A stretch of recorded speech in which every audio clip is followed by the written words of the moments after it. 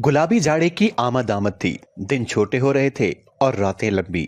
आज इतवार की रात भी सहन और पाए बाग के घने छतनार दरख्तों पर परिंदों ने बसेरा करते हुए बेपनाह शोर मचा रखा था। इस बड़ी सी हवेली का मालिक मेरा सगा भाई यूसुफ मलिक, भाभी फातिमा और इनके तीनों बेटों ने मेरा इस्तकबाल इंतहाई शानदार तरीके से किया, क्योंकि मैं इनके यहाँ पहली दफा चंद दिनों के लिए बतौर मेहमान आया था। भाई यूसुफ का इंपोर्ट एक्सपोर्ट का कारोबार था और वो इसी सिलसिले में लाहौर जाने के लिए रेडी थे। बाहर ड्राइवर गाड़ी लिए महवे इंतजार था। भाई वालदैन की खैर खैरियत दरियाफ्त करके बाहर निकल गए। मेरा ताल्लुक रहीम यार खान के एक पसमानदा इलाके से है, जहाँ ज्यादातर आबादी नाख्वानदा है और ज़राई लिहाज से भी बाकी शहरों से बहुत पीछे है। जहाँ हमारी बस्ती है वहाँ रेत के बड़े बड़े टीले मौजूद हैं। बड़े बुजुर्ग फरमाया करते थे कि कभी ये जगह दरिया की गुजरगाह थी। जब दरिया ने रुख तब्दील कर लिया तो फिर कुछ अर्सा बाद यहाँ रेत ने टीलों की शक्ल इख्तियार कर ली। नाख्वानदा सी इस बस्ती से मैं ही था जिसने तालीम जारी रखी और अब मेडिकल कॉलेज से फाइनल ईयर के पेपर से फरागत पाते ही शेखुपुरा चला आया। शादी के बाद भाई यूसुफ की यहाँ आकर सेटल होने की बड़ी वजह भाभी फातिमा थी, क्योंकि भाभी फातिमा यतीम थी और वालदेन की छोड़ी हुई सारी जायदाद की अकेली वारिस। इसीलिए इतनी जमीनों वगैरह को संभालना और इतनी बड़ी हवेली की देखभाल करना एक औरत के बस से बाहर होता है। भाभी फातिमा अनपढ़ होने के बावजूद बड़ी सुगढ़ औरत थी।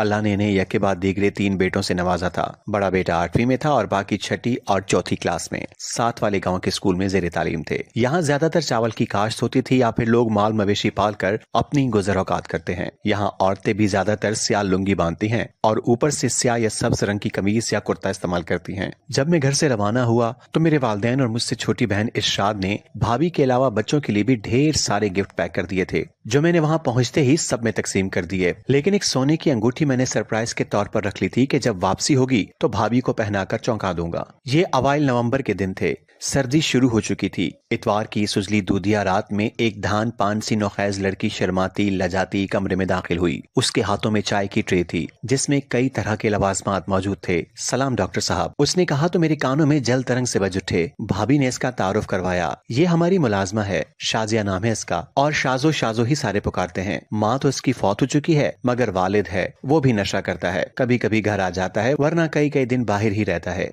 शाजो हमारे पास ही रहती है। शाजो एक चरपाई पर विराजमान थी और कई दफा कुन अखियों से मुझे देख चुकी थी। शाजो जाओ जल्दी से मेरे डॉक्टर देवर के लिए खालिस देसी घी का हलवा और बिरयानी भी ले आओ। भाभी ने उसे हुक्म झाड़ा तो वो हिरनी की तरह चौकड़ियां भरती बाहर निकल गई। जब वो गर्मा गर्म हलवा और बिरयानी टेबल पर रख रही थी तो मैंने उसके हुस्न को गुस्ताख नजरों से देखा। मेरे दिल की धड़कन तेज होने लगी। इतनी ठंडक होने के बावजूद मेरे माथे पर पसीने के कुछ कतरे नमूदार हो चुके थे। 15-16 की उम्र, घने लंबे स्याह बाल, तराशीदा लब, दराज कद और बदन। वो मुजस्समे हुस्न की देवी थी, मगर वो शायद अपनी खूबसूरती से बेनियाज और बेपरवाह थी। भाभी और बच्चे दूसरे कमरे में जा चुके थे। रात धीरे धीरे रेंगने लगी थी। जब वो बर्तन समेटने के लिए मेरे कमरे में आकर क्रॉकरी और चाय के कप उठाने लगी तो मैंने बादल नख्वास्ता उसकी सुर्ख सफेद कलाई को पकड़ लिया। शाजो प्लीज 1 मिनट रुक जाइए। मारे बेबसी की चीख नुमा उसकी आवाज उसके हलक से फंसी फंसी बरामद हुई थी। जी आप, मैं वो नर्वस होकर दरवाजे को तकने लगी थी। मैंने उठकर अंदर से कुंडी लगा दी। वो साथ रखी कुर्सी पर बैठ तो गई मगर हौले हौले कांप रही थी। मैंने उसकी जानिब झुकते हुए सरासमीगी से झुकी निगाहों को देखा। मारे घबराहट के घनेरी लरसती पलकियों से मजीद खूबसूरत बना रही थी। उसकी जिंदगी में शायद ऐसा पहली मर्तबा हो रहा था कि वो एक अजनबी की संगत में थी। दिल धड़क धड़क कर इसे परेशान कर रहा था मगर वो खुद पर कंट्रोल करती रही। आंखों की गुस्ताखियां थी कि बढ़ती ही जा रही थी। वो सिमट कर बैठी हुई थी। काफी देर तक हमारे दरमियान गंभीर खामोशी हायल रही। आप बोलती नहीं हैं? मैंने धड़कते दिल के साथ उसे छेड़ा, क्योंकि ये मेरा भी किसी लड़की के साथ तन्हाई में बैठने का पहला मौका था। हालांकि मेडिकल कॉलेज में कई लड़कियों ने मुझे अपनी तरफ माइल करने की कोशिश की मगर मैं पत्थर था, न पिघल सका। आज न जाने इस देहाती भोली भाली शाजो जो प्यार के लफ्ज से भी नाशना थी, उसको देखकर यूं लगा जैसे ये मेरी मंजिल है। पलकों की चिलमन उठी और वो मेरी तरफ देखते हुए बोली, डॉक्टर साहब मैं जाऊं? मालकन बहुत सख्त है, अगर उसे यहाँ मेरे आने का इल्म हो गया तो वो मेरी जान निकालेगी। जब वो मुझसे जाने की इजाजत मांग रही थी तो उसका दिल बेहंगम तरीके से धड़का था। वो दरवाजा खोलकर निकलने ही वाली थी कि मेरी आवाज पर रुक गई। शाजिया आप बेहद हसीन हैं। मेरी इस पजीराई पर वो मुस्कुराई थी। उसके मोतियों जैसे सफेद दांत यूं शरबती लबों से नजर आए जैसे बैक वक्त सारी कलियां खिल उठी हों। रात इस दिल नशीं शाजो की यादों में गुजरी। रात दिन में तब्दील होने लगी थी कि जब नींद ने मुझे आगोश में ले लिया और जब जागा तो सूरज चढ़ाया था। देसी घी से बने पराठे, 60 देसी अंडों का ऑमलेट जिसे भाभी ने अपने हाथों से बनाकर शाजो के हाथों कमरे में भिजवाया था। नाश्ता मेज पर रखकर वो जाने लगी तो बेसाख्ता मेरे मुंह से शाजो जान निकल गया। उसके गुलाबी होंठों पर हल्की सी जुम्बिश हुई। गैर शऊरी तौर पर सर को खम देते हुए एक आसूदा एहसास उसके चेहरे पर आ गया और वो बाहर निकल गई। दोपहर को भाई साहब भी वापस पहुंच गए थे। फिर हवेली की बाग में जो महफिल शुरू हुई तो पूरा घर कहकाहों से गूंजता रहा। शाजो वहां मौजूद नहीं थी, शायद वो गुस्ल करने बाथरूम में थी। जब वो नहाकर बाहर निकली तो मेरी निगाहें गैर इरादी उस पर उठ गईं। सब्ज रंग के लिबास में वो कोई हूर परी लग रही थी। ड्रेस की मुनासबत से उसने अपने खूबसूरत पाँव में खुस्सा नुमा जूता पहन रखा था जो बहुत खूबसूरत लग रहा था। शाजो को भाभी फातिमा की तरफ से चाय का ऑर्डर मिल चुका था जो उसने चंद मिनटों में ही पूरा कर दिया। ये आगाज मोहब्बत का असर था या वाकई चाय में ऐसी मिठास और जायका था कि मैंने 2 कप चाय पी डाले। मुझे कुछ कुछ अंदाजा हो चला था कि शाजिया के दिल में प्यार की जो शमा मैंने जलाई है वो रोशन हो चुकी है। उसका बार बार मुझे देखना और उसके मासूम लबों की मुस्कुराहट प्यार का मुंह बोलता सबूत था। रात में भी ना सो सका। एक अजीब सी बेचैनी ने मेरे वजूद का अहाता किए रखा। दिमाग सुन हो चुका था।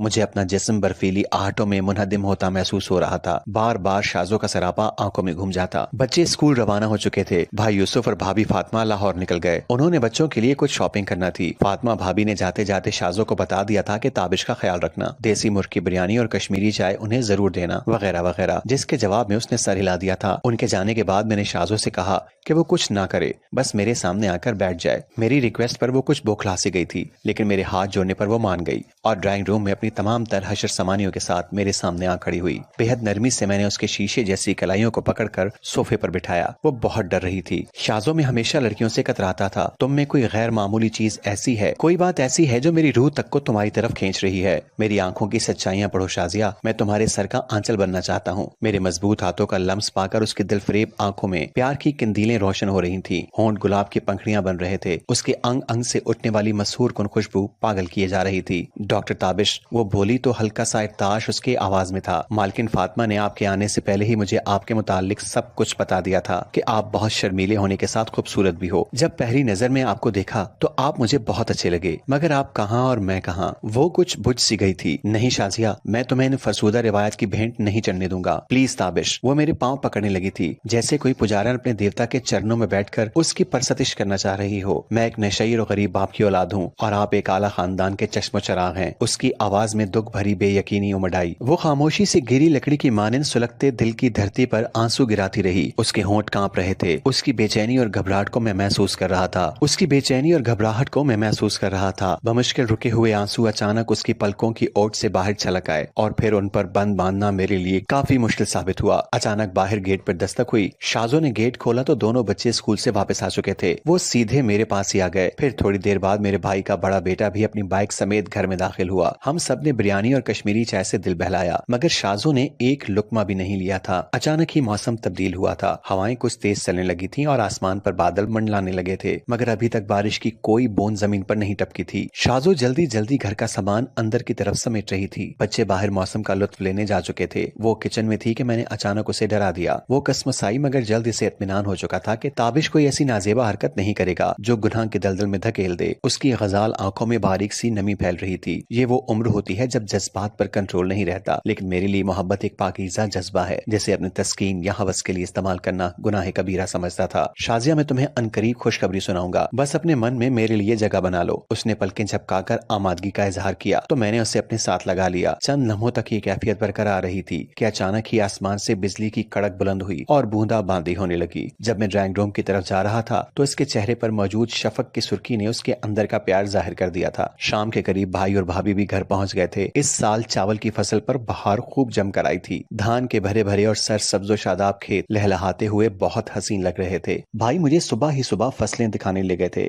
मगर मेरा जहन तो शाजों में उलझा रहा। फिर उन्होंने मुझे भैंसों का बाड़ा और पूरी हवेली का बैरूनी हिस्सा दिखाया। अंदरूनी हिस्सा तो मैं तकरीबन देख चुका था, मगर फिर भी भाई के इसरार पर हर कमरा दिखाया गया। बड़े बड़े तख्त पोशों पर गाव तकिए लगे हुए थे। फर्श पर ईरानी कारपेट और फिर कमरे में कीमती फानूस आवेजा थे। बाग में माली पौधों की तराश खराश में मसरूफ था। इससे भी मेरा तारुफ हुआ। ये मेरा छोटा भाई फलक शेर ताबिश है। रहीम यार खान से मिलने आया है और अनकरीब डॉक्टर बनने वाला है। सलाम साहब, माली ने मरूब होते हुए कहा। भाभी और शाजो खाना बनाने में मसरूफ थीं। मैं बड़ी महवियत से शाजो को देख रहा था। इस सादा सी पुरकशिश दिल रखने वाली लड़की ने मुझे पागल कर दिया था। जी चाहता था कि इसे अपने बाहों के हिसार में छुपाकर कहीं दूर ले जाऊं, जहां प्यार के सिवा कुछ न हो।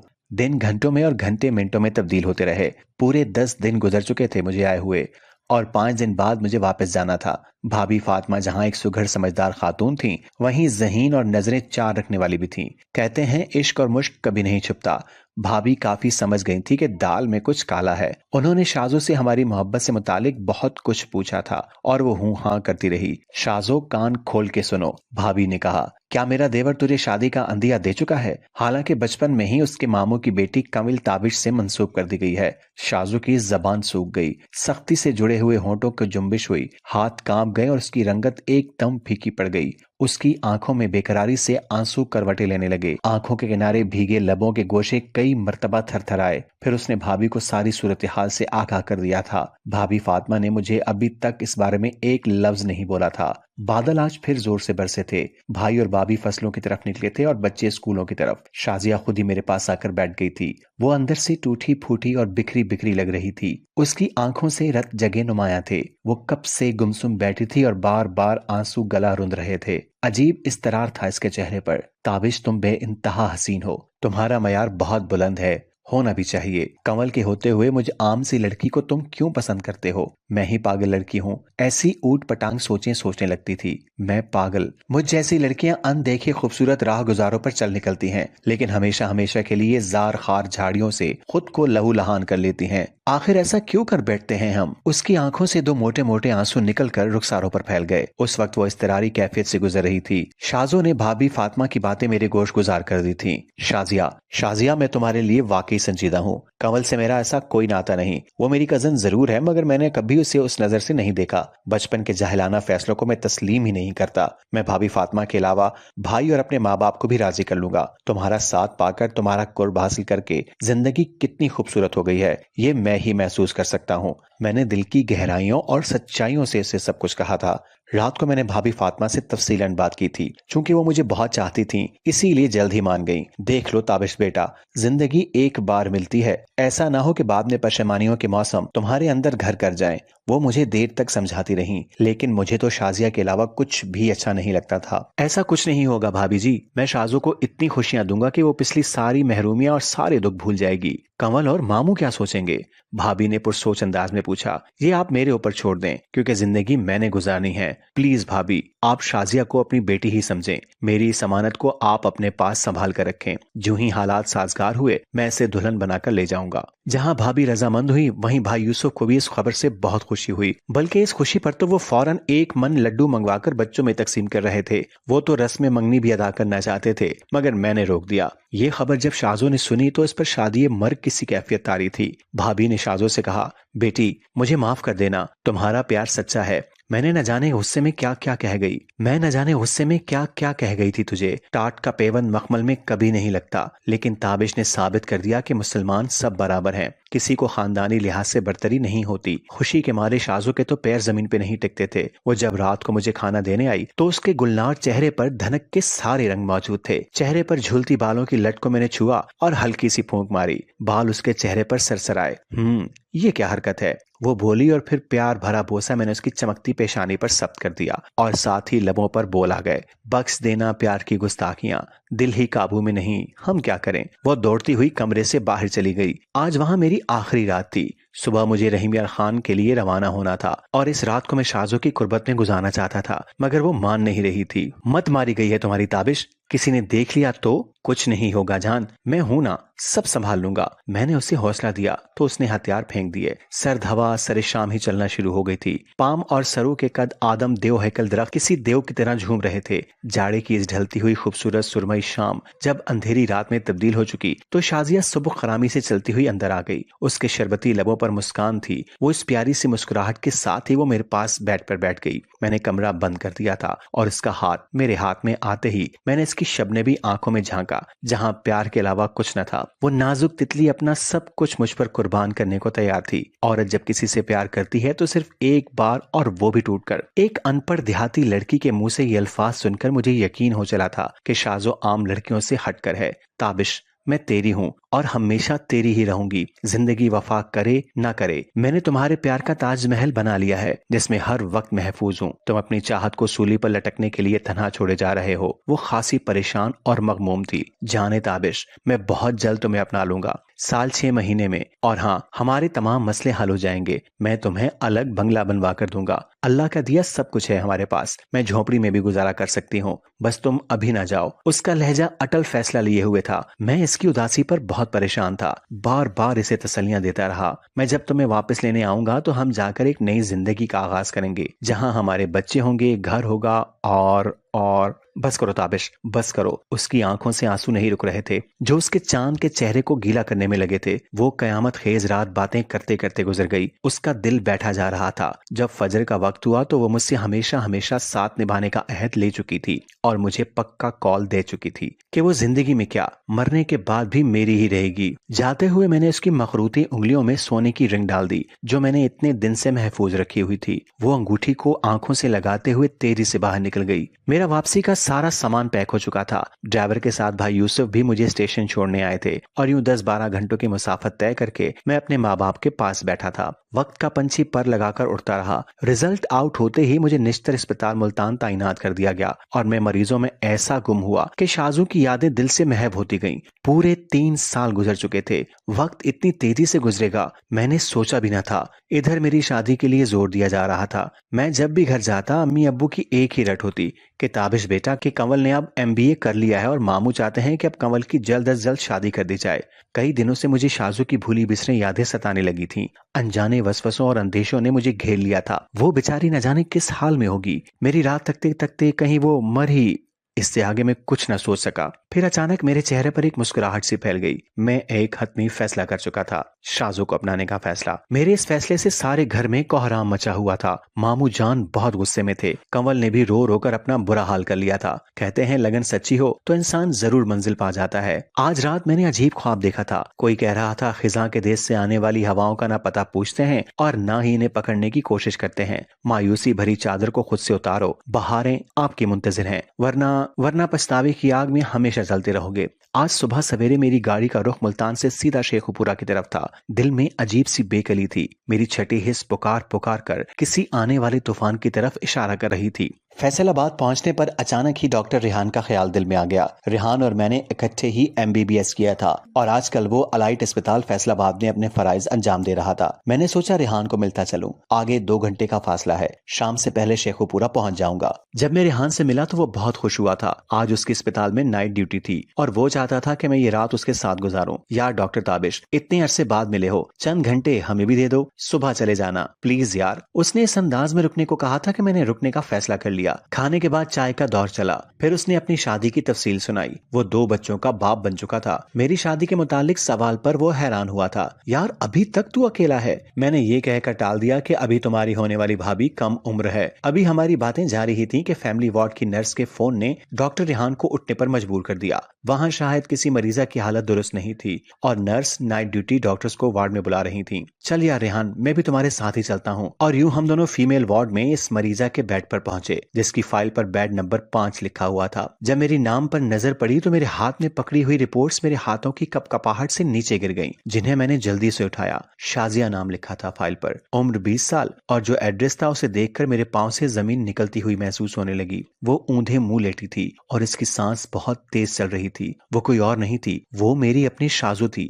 जिससे मैंने 3 साल पहले अपने दिल की धड़कनों में समो लिया था। आज जिसे मैं अपनी दुल्हन बनाने जा रहा था, वो बिस्तरे मर्ग पर लेटी हुई जिंदगी की सांसें पूरी कर रही थी। मेरे माथे पर पड़ी तफक्कुरात की शिकने और चेहरे पर फिक्रमंदी के असरात देखकर रेहान बखूबी अंदाजा लगा चुका था कि मरीजा से मेरा वास्ता जरूर है। मेरे पांव जमीन की अथाह गहराइयों में धंसते जा रहे थे। इससे पहले कि मैं गिर जाता, डॉक्टर रेहान ने मुझे थाम लिया। मेरे जिस्म पर कपकपी तारी थी। यूं लग रहा था जैसे कायनात उसके गिर्द अपना हिसार तंग कर रही है। रेहान ने फौरन गाड़ी मंगवाई और मुझे अपने दफ्तर ले आए और नर्स को फोन पर सख्त ऑर्डर्स देते हुए कहा कि बेड नंबर 5 वाली मरीजा को फौरन शोबा इंतहाई निगहदाश्त में शिफ्ट करो। उसने चेस्ट फिजिशियन को इमरजेंसी कॉल कर दी थी, क्योंकि जब हम ITC में पहुंचे थे तो चेस्ट फिजिशियन के साथ और भी डॉक्टर मरीजा की जान बचाने में मशगूल नजर आए। वो बेहोश थी, शायद कोमे में थी। फिर डॉक्टर्स के मुताल्लिका फैसले से उसे वेंटिलेटर पर डाल दिया गया था। मसनूई सांस का ये आला मरीज की जिंदगी बचाने का आखिरी हरबा होता है। चूंकि शाजिया को फेफड़ों में TB आखिरी स्टेज पर थी और उसे सांस लेने में बहुत दुश्वारी हो रही थी,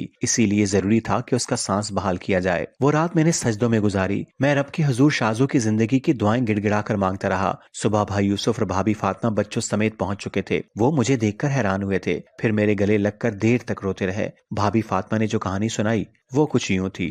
ताबिश बेटा, जब से तुम शाजो के दिल में प्यार के दीप जलाकर गए, उस दिन से वो काफी उदास रहने लगी थी।